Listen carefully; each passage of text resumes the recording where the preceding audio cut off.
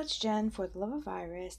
Welcome back to another video. Today's project is this one, and it's just a simple card that I am submitting for the color throwdown challenge this week. The colors are brown, black, and white. So I thought this was very fitting, and I have a friend who's not doing so well, and she needs a little bit of cheer, so I'm going to send this to her. So let's get started. I have just a few pieces of paper here. I've got a white piece that is 4 by 5 1/4, and then a black piece that's 1/8 of an inch larger on all sides, so what, 4/8 by 5 3/8. And then my card base is just a standard A2 size, 4 1/4 by 11 square, 5 1/2. I got a scrap of Whisper White, or white of some sort. I don't even know what kind of white. And then I've just got a piece of craft that I'm going to use for the wrapper. So let's get started. I took an oval from the largest oval die, and this oval is looks like 2 3/8, just a little shy of 2 3/4, and it's about 3.5 inches tall. So I just wanted something that I could mask off an area because I'm going to be blending with Distress inks. So let's mask that off. I hope this still sticks. It does, but it's crooked. Let's try that again. There we go. Okay, and the Distress inks that I'm using are Vintage Photo and Walnut Stain, and then I've got a little bit of black that I'm going to be using as well. And it's just Memento. I don't have the Distress black, but it works just the same. So let's move this out of the way. And I learned this tip from Christina Warner. When she does her ink blending, she puts some tape on her fingers so that she doesn't pick up any ink and then transfer it someplace she doesn't want to. So I'm going to start with the Vintage Photo because I want it to be kind of a halo. And I'm going to start here and move out.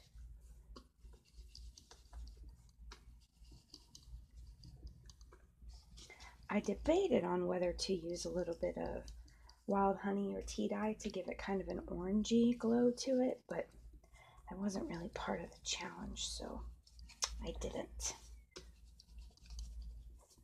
Now I'm just blending all this together. It looks really sloppy right now, but we're going to make it pretty. Does anybody else hold their breath when they blend with Distress inks or any inks? Like when I concentrate really hard, I hold my breath. I have to tell myself, don't do that. You have to breathe. Or maybe it's just me. I don't know. Okay, that looks good enough for now. And then we're going to take the Walnut Stain and we're going to go from the outside in and blend these two together. Because this is just a little bit deeper brown.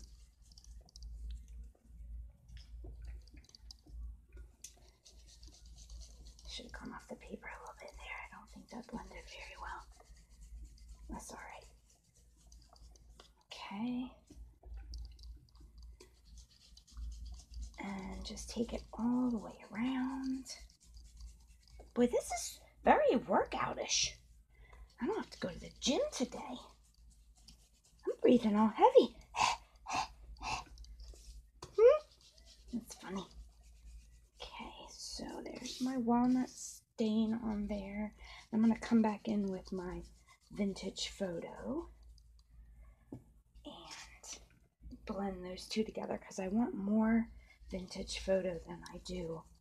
If I were to blend it with Walnut Stain, then it would get darker, and I don't want it any darker, so I'm going to use the lighter color and try to blend the two together. Whoops, don't come up there now. It's not time for the big reveal. Silly. Okay, that looks pretty good to me. Now I'm just going to take a tiny bit of black and add it to the edges just to kind of pull in that black.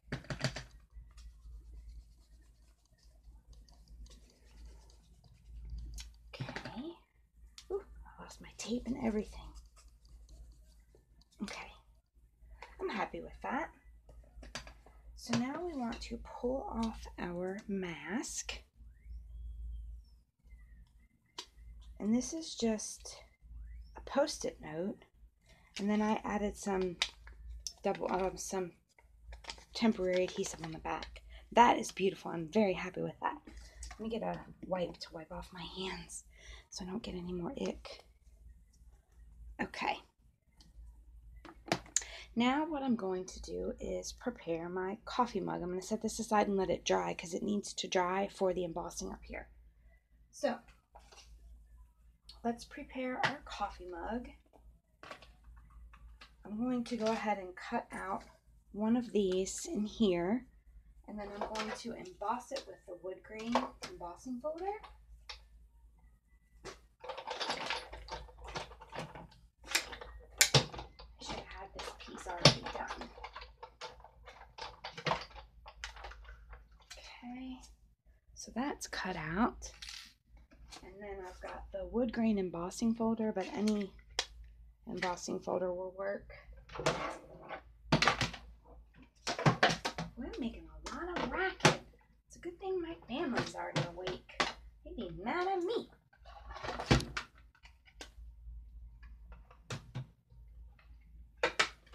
Okay.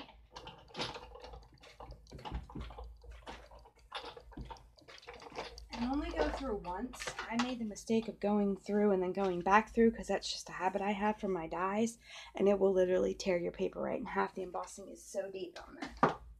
Okay, now let's get our stamping out. I should have had this out too, but no, I am not prepared. Be prepared. Okay. So let me move this out of the way before it gets wrecked. Okay. And it doesn't matter what black ink you use because we're not doing any coloring or anything. So, but my favorite black ink for a crisp image is this VersaFine. Yeah, it works. Let's go that way. So I'm just stamping one cup and one lid. And actually, I've got a scrap that I can do this lid with. Yeah.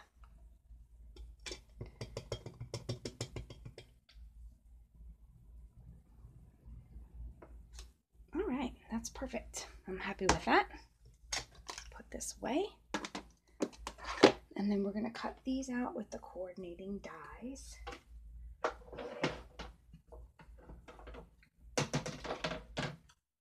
me get my sandwich here.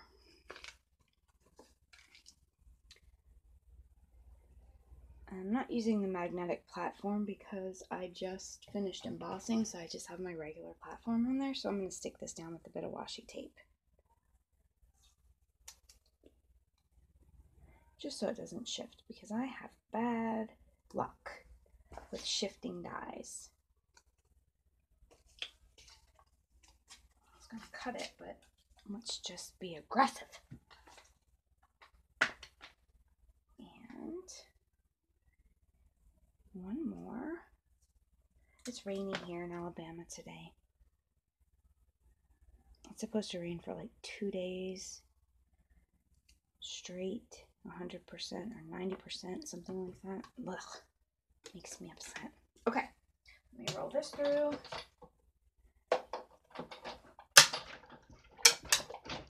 Don't fret, that cracking's normal. I didn't just break it. Don't worry. Okay, so there's that, and there's that. All right, so now let's assemble our card here. And I'm going to take some, this is my fine tip glue pen, but I have Tombow in it because I like Tombow. And I'm just going to put a little bit of adhesive right here on the lid, the lip of the lid, and stick that down there. And then I'm going to figure out which side, yeah.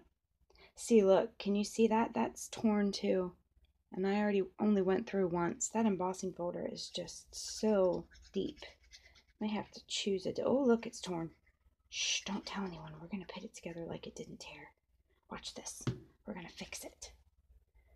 it's torn all over the place. It looks like a recycled piece of paper though, so I'm okay with it. Look at there. You can't even see now. Look at that. Perfection! Okay. And behind this, I used my same die. If I can find it now, what did I do with it? The big cup die. Here it is. This die here, and I just cut a piece of fun foam that's the same, and I'm going to use that to pop it up. It doesn't matter what color because nobody's going to see it, but I picked a coordinating brown just because my OCD is so bad that I have to do that. But it could be green, it doesn't matter. Nobody's going to see it. Okay, so let me put some more Tombow on here. And I'm going to glue this to my coffee cup. And that saves you on buying foam squares or dimensionals or whatever it is that you typically buy to pop things up. There we go. See? And that gives a solid coverage as well. Fun foam's cheap. And it does cut. It smashes a little bit in the Big Shot, but it comes right back to life. Okay, and let's put this down here. And on the other one, I did stitched lines around the outside of the white circle. I'm not sure that I'm going to do that this time because it almost makes it look like it's a stitched circle that I've popped on there, and I don't want it to be that way. I don't want it to look like that. Ooh, this lid's a little bit crookedy. Okay, maybe it's not. Maybe it's just that it looks crookedy.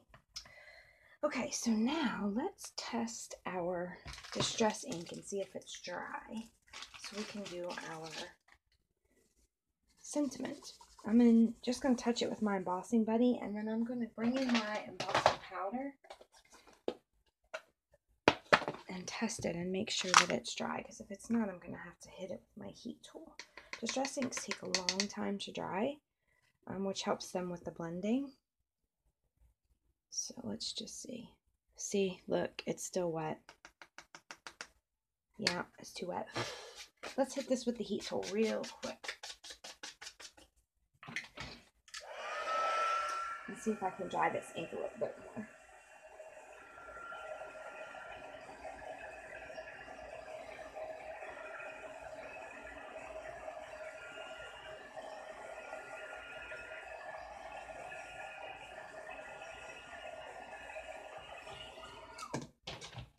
Okay, let's try that. Embossing buddy over the top. Oh, much better look. Okay, so now it's ready. Still a little bit that's stuck, but that's okay. I'm okay with that. So I'm going to prep it with my embossing buddy, and the stamp that I'm using today on this is a cup of cheer, and it came from an old paper pumpkin kit. I just thought it was adorable. And I'm going to stamp it right on there, straight as I can. The other one I got a little cattywampus, but that's okay. And now let's get some, I think this one might be cattywampus too.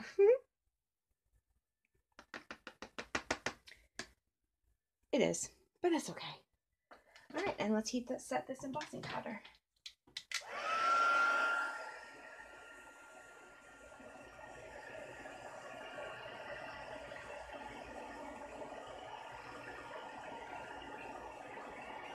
Okay.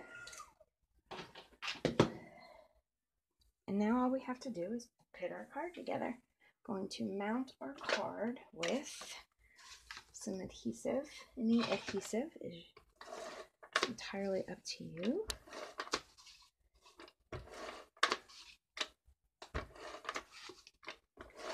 And this one goes on the black piece.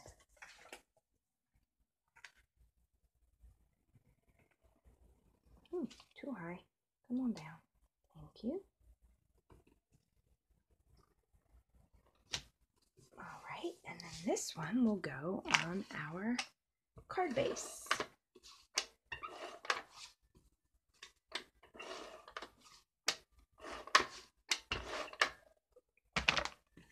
Which is here. And that's just slightly smaller than the white. So it's just 1/8 of an inch border around everything. And then let's score this, and we will be finished. Okay, score that. Let's get this piece of paper out of the way. Okay, and there you have it. Oh, I didn't put my pearls on here. Hold on. Okay, let me get some pearls out.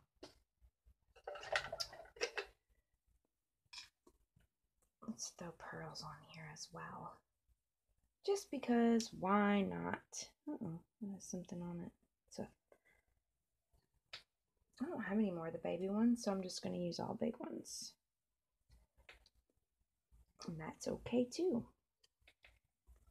I always have the hardest time placing pearls because I always feel like they're not in the right place, or they're too scattered or not scattered enough. But anyway, okay, there you go. Hope you try it out. Go to Color Throwdown Challenge and try it out yourself. Bye.